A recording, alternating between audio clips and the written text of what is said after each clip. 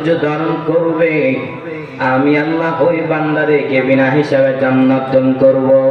ওরে নবীর উম্মতের দল, এজন্য যদি আমি আপনি ধৈর্য ধারণ করতে পারি, তাহলে ওই যে বলেছিলাম দুইটা বিষয়ের উপর আমল করতে আমার আপনার পক্ষে সম্ভব হবে কিনা? সম্ভব হবে না? অবশ্যই সম্ভব হবে। দুনিয়ার সেক্টরে যদি আপনার সফলতা অর্জন হতে হয়, এক নাম্বার আপনার কি লাগবে? পুঁজি লাগবে। ঠিক তেমন ভাবে দিনের উপর চলতে চান, দিন সম্পর্কে আপনার জ্ঞান থাকতে হবে। দুই নাম্বার হচ্ছে দুনিয়ার সেক্টরে যদি আপনি ব্যবসার মধ্যে সফলতা আসতে হয়, আপনার জন্য পুঁজি থাকা জরুরি। ঠিক তেমন ভাবে আপনি আমল করতেছেন, ওই আমলটা আল্লাহর কাছে গ্রহণযোগ্যতা আসতে হলে আপনার কি থাকতে হবে? ইমান থাকতে হবে। তিন নাম্বার আসেন, দুনিয়ার সেক্টরে যদি আপনি সফলতা অর্জন হতে হয়, আপনার চেষ্টা লাগবে। কি লাগবে? চেষ্টা লাগবে। যদি আপনি চেষ্টা করতে পারেন, আল্লাহ রাস্তা দেখায় দিবে না?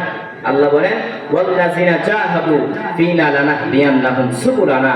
যারা আমি আল্লাহকে পাওয়ার উদ্দেশ্যে চেষ্টা করবে, আমি আল্লাহ ওই বান্দার জন্য অনেকগুলো রাস্তা দেখায় দিই। সুবহানাল্লাহ বলেন। সাবিল এক বচন, তার বহু বচন হচ্ছে সুবুল। সাবিল এক রাস্তা, সুবুল হচ্ছে বহু রাস্তা। আপনি চেষ্টা করেন, আল্লাহ রাস্তা দেখাবে কিনা? আরে নবীর উম্মতের দল, এজন্য যদি আপনি দিনের উপর চলতে চান, যদি আপনি চেষ্টা করতে পারেন, আল্লাহ আপনাকে রাস্তা দেখায় দিবে কিনা? আল্লাহ তাআলা বলেন, ওয়াল্লাযিনা জাহাদু ফিনা লানাহদিয়ান্নাহুম সুবুলানা ওয়া ইন্নাল্লাহা লামাআল মুহসিনিন।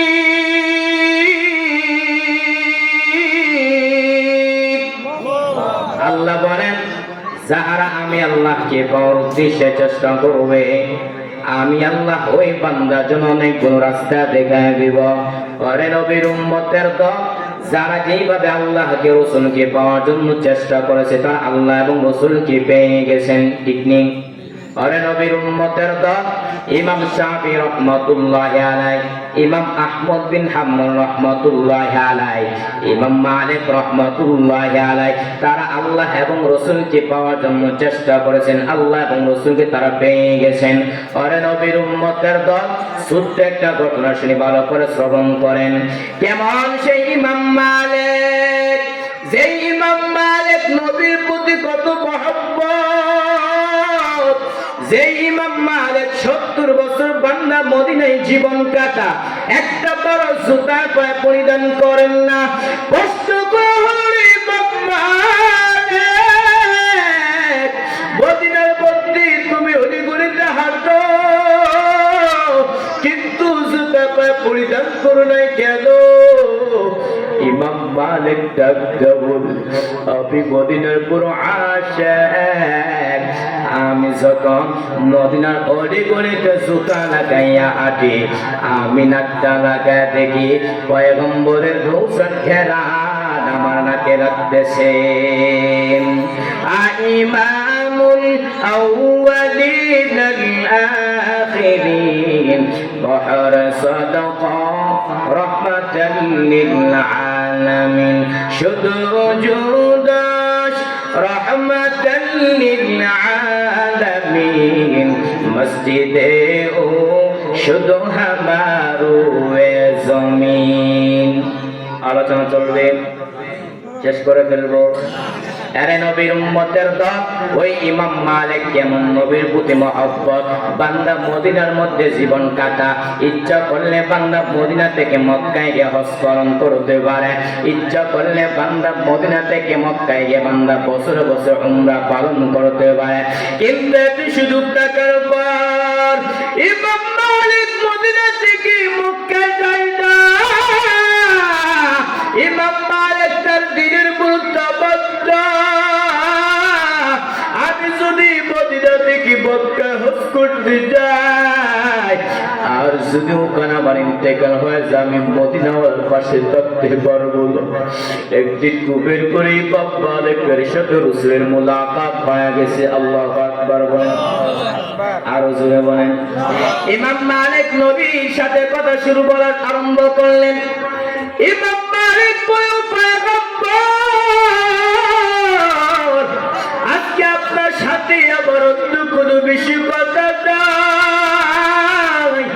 ও নবী, আপনি আমাকে জানায় দেন না আমার হায়াতটা কত। নবী আমার ডান হাত উঁচু করে 5টা আঙ্গুল দেখাইছে। দেখানোর পরে ইমাম মালিকের ঘুম ভেঙে গেছে।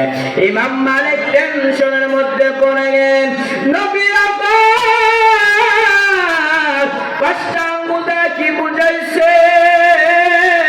5টা বছর নাকি 5টা মাস?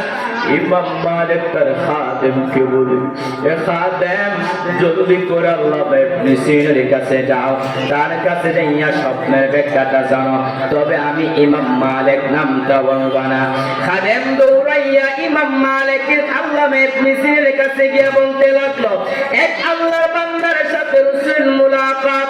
এবার আপনি নবী ওই আল্লাহর বান্দা নবীকে প্রশ্ন করলেন, ও নবী, আপনি আমার হাতটা জানেন? নবী আমার 5টা আঙ্গুল দেখাইছে। এবার আপনি স্বপ্নের ব্যাখ্যা করেন, 5টা দিন নাকি 5টা বছর নাকি 5টা মাস? আল্লামা ইবনে সিরিন বলেন, যেই বান্দা স্বপ্ন দেখেছে তার নামটা বলতে হবে। খাদেম বললেন, নাম বলা যাবে না। আল্লামা ইবনে সিরিন বলেন, যেই বান্দা স্বপ্ন দেখেছে তার স্বপ্নের ব্যাখ্যা দেওয়া যাবে না।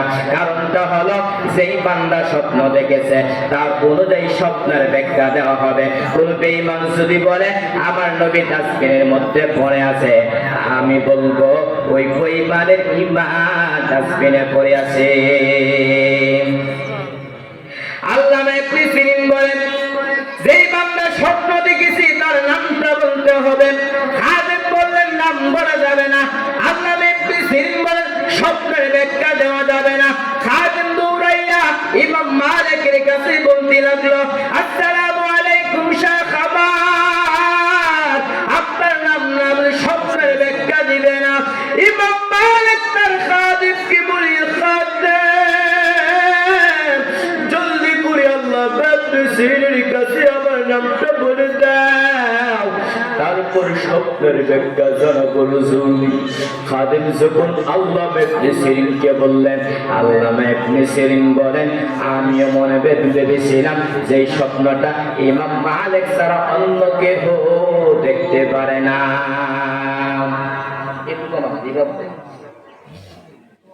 আল্লামা ইবনে সিরিন বলেন, যেই বান্দা স্বপ্ন দেখেছি তার নামটা বলতে হবে। আল্লামা ইবনে সিরিন বলেন, আমিও মনে মনে ভেবেছিলাম যে স্বপ্নটা ইমাম মালিক ছাড়া অন্য কেউ দেখতে পারে নাই। আল্লামা ইবনে সিরিন বলেন, নবী আমার 5টা আঙ্গুল দ্বারা বুঝাইছেন। 5টা বিষয় সম্পর্কে আল্লাহ ছাড়া দুনিয়াতে কেউ জানে না। লা ইয়ালামু মান ফিস সামাওয়াতি ওয়াল আরদি গায়বা ইল্লাল্লাহ।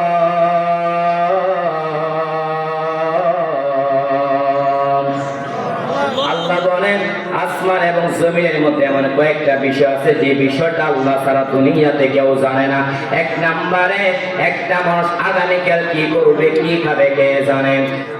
2 নম্বরে, একটা মানুষ আগামীকাল কি রুজি করবে, কে জানেন? 3 নম্বরে, একটা মানুষ আগামীকাল কখন কোথায় মারা যাবে, কে জানেন? 4 নম্বরে, আগামীকাল বৃষ্টি হবে নাকি হবে না, কে জানেন? 5 নম্বরে, মায়ের গর্ভের সন্তানটা ছেলে হবে নাকি মেয়ে হবে, কে জানেন? ইমাম মালিক স্বপ্নের ব্যাখ্যা জানার পরে আর মদিনা থেকে মক্কায় যায় না। ইমাম মালিক তার দিনের গুরুত্ব বদ্ধ, আমি যদি মদিনা থেকে মক্কায় হজ করতে যাই আর শুধু আমার ইন্তেকাল হয়ে যায়, আমি তো মদিনাওয়ালার পাশে থাকতে পারবো না। ওরে নবীর উম্মতের দল, ওই যে ইমাম মালিক করেন, তারা তো নবীকে এমনি এমনি মহব্বত করছে নাকি? যেই নবী আমার আপনারা সবাই, হে সাহাবায়ে কেরাম, আমি একদিন রাসূল এবং বিছানায় শোয়ার পর হঠাৎ দেখতে পেলাম নবী আমার পাশে নাই। নবীকে বুঝার জন্য যাইয়া দেখলাম নবী আমার জান্নাতুল বাকির মধ্যে যাইয়া উম্মতের মাগফিরাত কামনা করতেছে। আর আল্লাহ কি বলতেছেন, ইন তুআযিবুহুম ফাইন্নাহুম ইবাদুক ওয়া ইন তাগফির লাহুম فإنك أنت العزيز الحكيم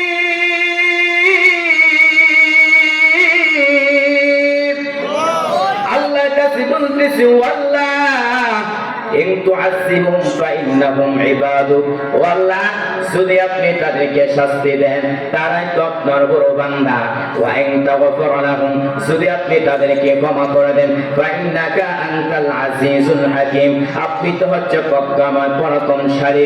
আরে নবীর উম্মতের দল নবী যেমন ভাবে তাদের প্রতি মহব্বত দেখাইছেন তারা তো নবীকে তারা এমনি এমনি মহব্বত করতে পারে নাই। আরে নবীর উম্মতের দল এজন্য যদি বান্দা আপনি চেষ্টা করতে পারেন তাহলে আল্লাহ তাআলা আপনাকে রাস্তা দেখায় দিবে কিনা। পরে নবীর উম্মতের দল এজন্য আল্লাহ তাআলা বলেন ইয়া আইয়ুহাল্লাযীনা আমানু হে ঈমানওয়ালারা হাল আদুল্লুকুম আলা তিজারা আমি আল্লাহ কি তোমাদেরকে এমন একটা ব্যবসার প্রতি ইশারা করব তুমজিকুম মিন আযাবিন যে ব্যবসার মাধ্যমে তোমরা আমার আযাব থেকে রক্ষা পাইবা। তো ব্যবসাগুলো কি? এক নাম্বার তুমিনুনা বিল্লাহ এক নাম্বার আল্লাহকে বিশ্বাস করতে হবে। দুই নাম্বার কাকে? আরে নবীর উম্মতের দল দুই নাম্বার রাসূলকে বিশ্বাস করতে হবে। এখন কোন ব্যক্তি যদি বলে আমি আল্লাহকে মানে রাসূলকে মানি না তাহলে ওই ব্যক্তিকে আয়াতটাকে পরিপূর্ণ গ্রহণ করলো। আরে নবীর উম্মতের দল আল্লাহ মানতে হবে রাসূলকেও মানতে হবে, কোনটাকে প্লাস মাইনাস করার কোনো প্রশ্নই আসে না। আরে নবীর উম্মতের দল যদি এবং আল্লাহ এবং রাসূলকে বিশ্বাস করতে পারে তাহলে আল্লাহ তাআলা আমাকে আপনার জাহান্নাম থেকে মুক্তি দিবে। অতএব বান্দা জাহান্নাম কেমন ভয়ঙ্কর হবে শুনবেন তো, শুনবেন। জাহান্নাম বড় ভয়ঙ্কর।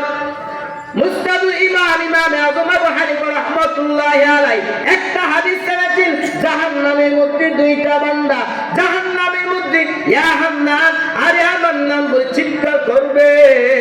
ওই সাইয়্যিদুল মালায়েকা হযরত জিবরাইল আলাইহিস সালাতু ওয়াস সালাম জাহান্নামের মধ্যে যখন শুনতে পাবে জাহান্নামের মধ্যে দুইটা বান্দা ইয়া হান্নান আর ইয়া মান্নান যখন চিৎকার করতেছে ওই চিৎকার যখন শুনবে হযরত জিবরাইল আলাইহিস সালাতু ওয়াস সালাম আমার আল্লাহর আরশ আযমের সামনে সিজদায় পড়ে যাবে। আমার মালিক কি বলবে? ও মালিক জাহান্নামের মধ্যে আপনার দুইটা বান্দা জাহান্নামের মধ্যে জ্বলতেছে। ও আল্লাহ যদি